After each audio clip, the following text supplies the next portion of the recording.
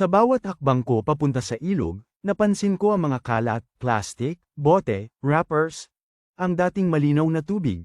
Ngayoy tila nalulunod na sa basura. At habang ako'y naglilinis, may bamulong sa puso ko, hindi lang kalikasan ang kailangang linisin, pati ang ating mga puso. Naalala ko ang sinabi sa Genesis Kapitulo 2 versikulo 15, inilagay ng Diyos ang tao sa hardin upang ito'y alagaan at pangalagaan. Kaya tuwing tayo'y nagkakalat, hindi lang tayo lumalabag sa batas, nilalapastangan natin ang kalooban ng Diyos. Ang kalikasan ay biyaya, hindi basurahan.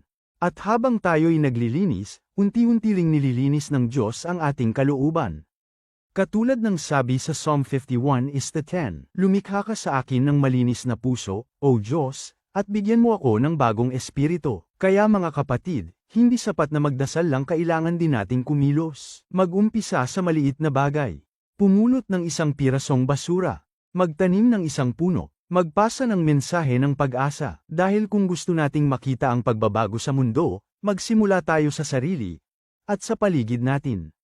Sabi nga sa Ecclesiastes 11 minuto pasado alas 3, ginawa ng Diyos ang lahat ng naaayon sa tamang panahon, at inilagay niya ang walang hanggan sa puso ng tao. Kaya kung ang Diyos ay gumagawa ng maganda sa tamang panahon, baka ngayon na ang panahon na maglinis ka ng kapaligiran at ng puso mo.